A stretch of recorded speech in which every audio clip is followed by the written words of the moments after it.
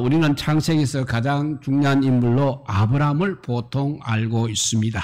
이것은 어느 정도 일리가 있는 말씀입니다. 아브라함을 기준으로 이제 하나님의 구속 역사가 나누어지기 때문인 것입니다. 아브라함 이전까지 하나님의 구원 역사는 전 인류를 향한 것이었습니다. 하지만 하나님께서 이제 아브라함을 부르시고 난 이후에는 그분의 하나님의 구속 사역이 아브라함 후손 즉 이스라엘 민족에게 이제는 국한되게 되었던 것입니다. 하나님은 그래서 아브라함과 언약을 맺으셨습니다. 그 언약을 중심으로 구원의 역사를 진전시키셨습니다.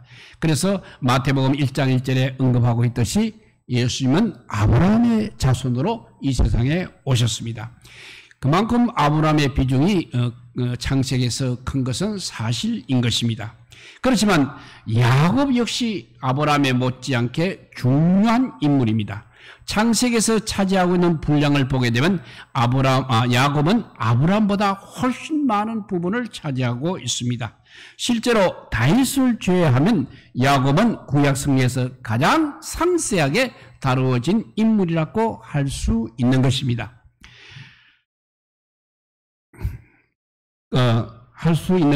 우리는 나중에 야곱의 이름이 이제 이스라엘로 바뀐 것을 보면 알 수 있는 것입니다. 실제로 야곱과 그의 가정에서 일어났던 사건들이 이후에 이스라엘의 역사의 예표가 되기도 한 것입니다. 예표가 되기도 합니다. 따라서 우리가 야곱의 이야기를 읽을 때 단지 야곱 한 인물에 대한 이야기로 보아서는 안 되는 것입니다. 이스라엘의 역사, 즉 구약 교회의 역사로 그렇게 보아야 하는 것입니다. 더 나아가 신약 교회를 위한 안내서로까지 보아야 하겠습니다. 우리는 야곱을 통해서 오늘날 교회를 향하여 보여주시는 우리 하나님의 뜻을 살피고자 합니다. 야곱을 통하여 우리 교회가 어떤 존재인지, 하나님께서 그 교회를 어떻게 다루어 가시는지 잘 알 수 있는 것입니다. 오늘은 본문을 통해서 야곱의 출생에 보여주신 우리 하나님의 뜻을 한번 살펴보도록 하겠습니다. 야곱의 출생을 살펴봅니다. 11장에 보면 데라가 갈대아 울에서 아브람과 나홀과 하란을 낳았습니다. 그의 형제 하란은 롯과 밀가를 낳은 후 우르에서 죽었습니다. 그리고 나서 이제 데라의 주도로 아브람과 롯과 사라가 하란으로 이주하였습니다. 하란에 살고 있는 아브람에게 이제 하나님께서 두 번째 나타나셔서 그를 가나안 땅으로 불렀습니다. 아브람이 가나안 땅에 갈 때 혼자 가지 않고 아버지가 없는 조카 롯을 데리고 갔습니다. 그리고 밀가는 나홀의 아내가 되었기 때문에 데려갈 수가 없었습니다. 그 당시 조카와 결혼한 것은 그렇게 큰 죄가 되지 않는 그런 시절이었습니다. 따라서 데라의 가정은 이제 결국 두 가족으로 나뉘어지게 됩니다. 아브람 가정과 나홀의 가정입니다. 아브람은 하란의 아들인 롯을 취하였고 나홀은 밀가를 자기 아내로 삼았습니다. 아마도 아브람은 아들이 없었기 때문에 롯을 자기 아들로 삼으려고 그렇게 했던 것 같습니다. 이제 세월이 많이 지나갔습니다. 그러면 두 가정은 어떻게 되었겠습니까? 하나님께서는 아브람에게 많은 자손을 주시겠다고 그렇게 약속을 하셨습니다. 그러나 아브람은 100세가 되어서 겨우 아들 하나 이삭을 얻었을 뿐이었습니다. 물론 그 전에 이스마엘도 아브람의 아들이었습니다만 약속의 아들은 오직 이삭뿐인 것입니다. 그런데 하란에 계속 남아있던 나홀은 무려 8명이나 되는 아들을 얻었습니다. 그리고 또 첩을 통해서도 4명의 아들도 더 얻었습니다. 참으로 비교가 됩니까? 하나님 말씀 하나 믿고 살았던 아브람에게는 이제 겨우 아들 하나를 주시고 그냥 그대로 그 자리에 살았던 사람에게는 무려 12명이나 되는 아들을 주지 않았습니까? 재미있는 것은 아브람의 육적인 아들 이스마엘도 나중에 12명의 아들을 얻게 된다는 사실입니다. 사라가 127세 때, 즉 이삭이 37세 때, 이삭이 137세 때 이 세상을 떠나게 사라는 자기가 127세 그리고 이삭이 137세 때 세상을 떠나게 됩니다. 나이가 들어서 낳은 아들이었기 때문에 이삭을 끔찍이 사랑하였을 것입니다. 이스마엘이 이삭을 괴롭혔을 때 사라는 아브라함에게 말하여 하갈과 이스마엘을 쫓아내도록 하였습니다. 그런 어머니를 더 이상 이제 보게 될 수 없었으니 이삭의 마음이 얼마나 슬펐겠습니까? 아브라함 역시 아들 이삭을 위하여 자신을 통하여 아내를 준비하였습니다. 그 과정이 24장, 창세기 24장에 나타나 있습니다. 하나님께서 이렇게 신비로운 방법으로 밀가의 아들 부두엘의 딸 리브가를 만나게 하셔서 이삭과 결혼을 하게 하였습니다. 즉 하나님께서 리브가를 준비시키지 않았다면 야곱의 출생 역시 불가능하였을 것입니다. 이삭은 어머니가 죽은 후 3년째 된 해, 즉 40세가 되었어야 리브가와 결혼을 하였습니다. 그리고 큰 위로를 얻게 되었다고 했습니다. 그러나 이 이후로도 잠시 이 부부에게는 또 더 큰 슬픔이 찾아왔습니다. 왜냐하면 리브가가 잉태를 하지 못했기 때문입니다. 생육하고 번성하는 것은 창조주 하나님께서 우리 인류에게 주신 복입니다. 더 나아가 이삭에게 자녀가 없다는 것은 하나님과의 약속과 관련해 큰 문제가 되는 일이었습니다. 이삭에게는 여러 가지 선택의 여지가 있을 수 있었습니다. 자기 아버지가 그랬던 것처럼 다른 민족의 여자와 결혼할 수도 있었을 것입니다. 그러나 이삭은 자기 어머니가 어떻게 자기를 낳았는지 잘 알고 있는 것입니다. 그래서 그는 90세나 되는 나이든 어머니 몸에서 태어났습니다. 그래서 큰 걱정을 하지 않았는지도 모릅니다. 그러나 아내 리브가의 입장은 달랐습니다. 아이를 가지지 못하는 사실이 리브가에게는 큰 근심이 되었습니다. 그것을 본 이삭은 이제 아내를 위해서 하나님께 기도를 하였습니다. 하나님께서는 그 이삭의 기도를 들으시고 응답하셔서 마침내 아들을 주셨습니다. 이삭이 60세의 아들을 얻었습니다. 그러니 50세부터 기도를 했다 하더라도 적어도 10년 동안 이삭은 자기 아내를 위해서 기도를 한 것입니다. 즉 야곱은 아버지의 기도를 통해서 출생하게 되었다는 것입니다. 이삭의 출생도 하나님의 놀라운 능력으로 이루어지는 것이지만 야곱의 출생도 역시 우리 하나님의 놀라운 능력으로 이루어졌습니다. 그리고 둘 사이의 차이점은 야곱의 경우 이삭의 간절한 기도가 있었다는 것입니다. 아내가 아기를 낳지 못하면 남편이 이렇게 아내를 위해서 기도를 해야 하는 것입니다.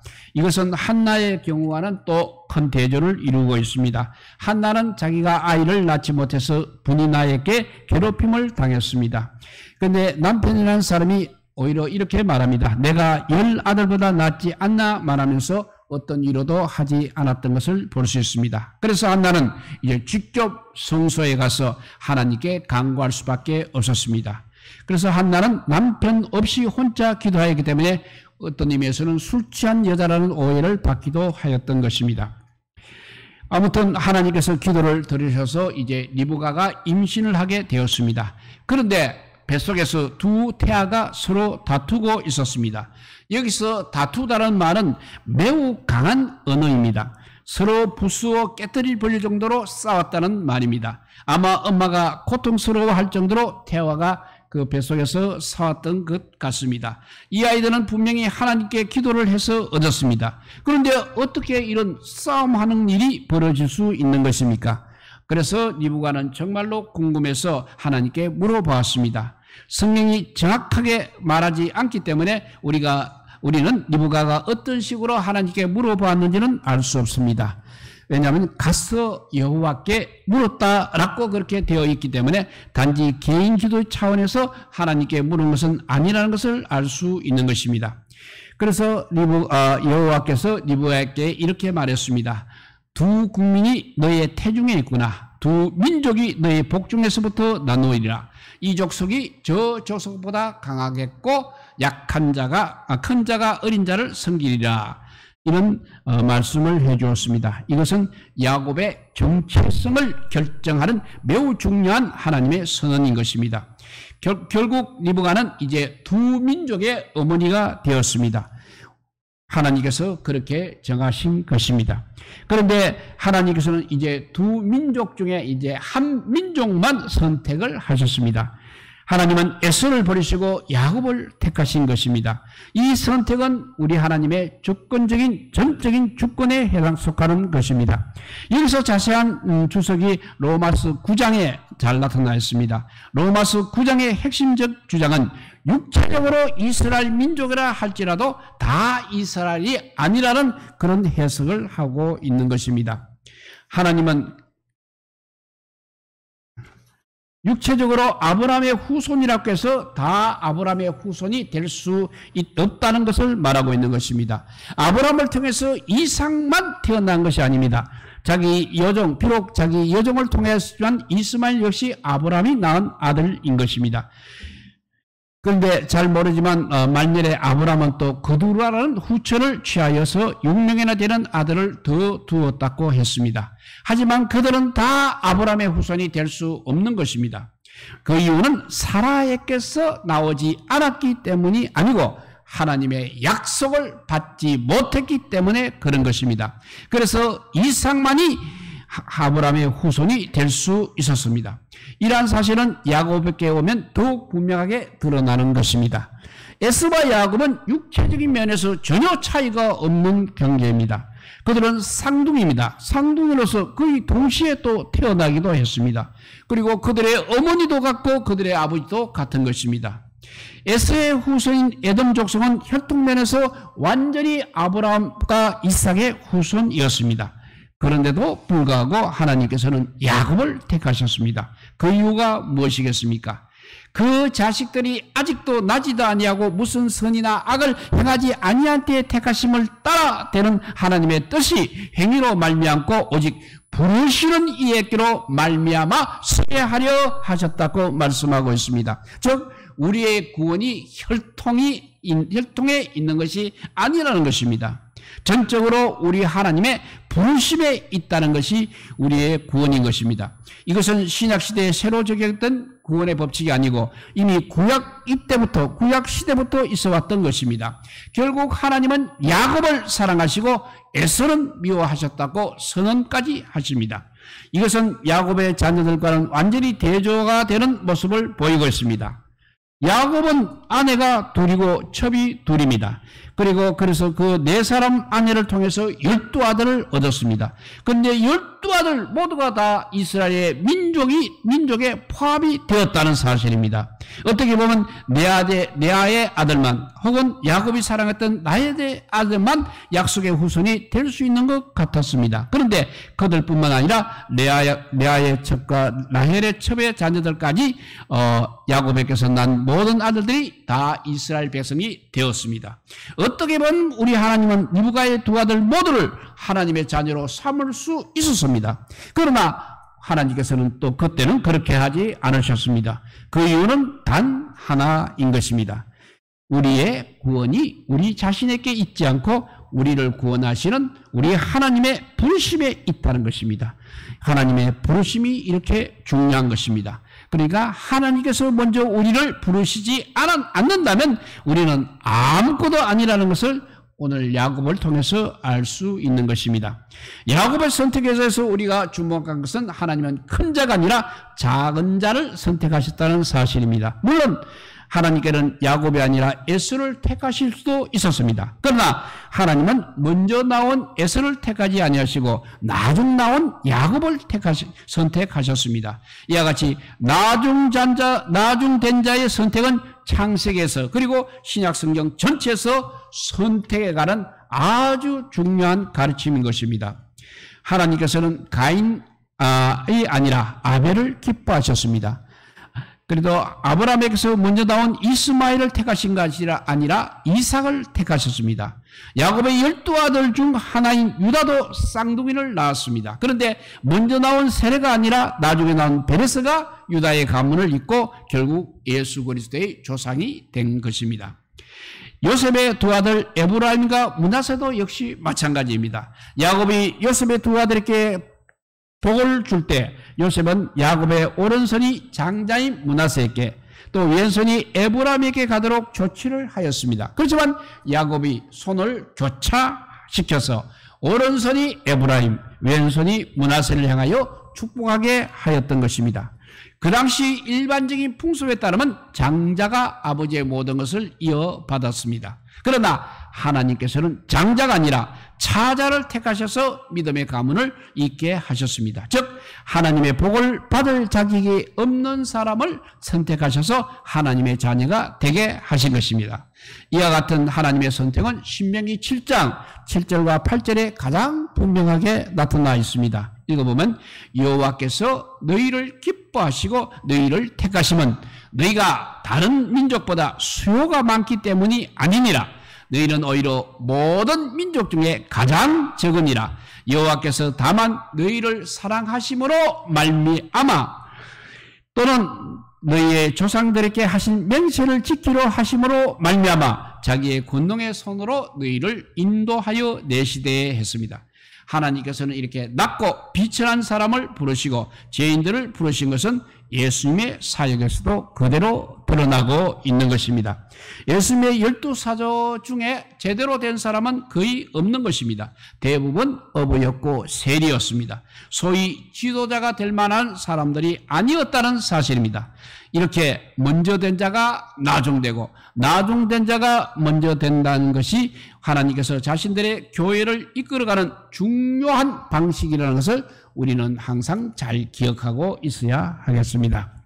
이제 말씀을 정리해보면 우리는 야곱의 출생을 통해서 하나님께서 자신의 교회를 어떻게 이루어 가시는지를 보게 됩니다. 하나님께서 야곱을 택하신 것과 우리를 택하신 것이 너무나 유사하지 않습니까? 야곱이 출생하기 전에 이미 하나님께서는 그의 어머니를 준비시켰습니다. 그리고 이삭의 기도를 통하여서 야곱이 태어났습니다. 그들이 무엇인가 선하거나 악한 일을 하기 전에 하나님께서는 야곱을 선택하셨습니다. 결국 우리의 구원의 시작은 바로 하나님의 부르심에 있다는 사실입니다. 이것은 우리에게 큰 위안을 주고 있습니다.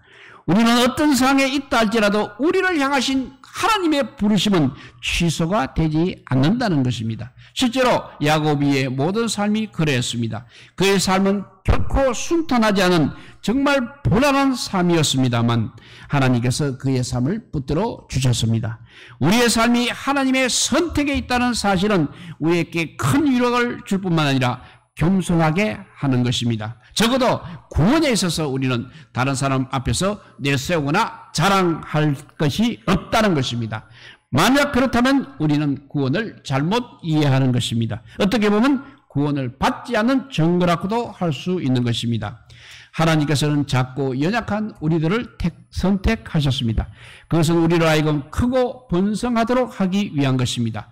우리는 오직 믿음으로만 이것을 알 수 있는 것입니다. 결국 우리가 할 일은 하나님께서 우리를 부르셨다는 그 확신 속에서 겸손하게 하나님의 그분의 가르침에 순종만 해야 하는 것입니다.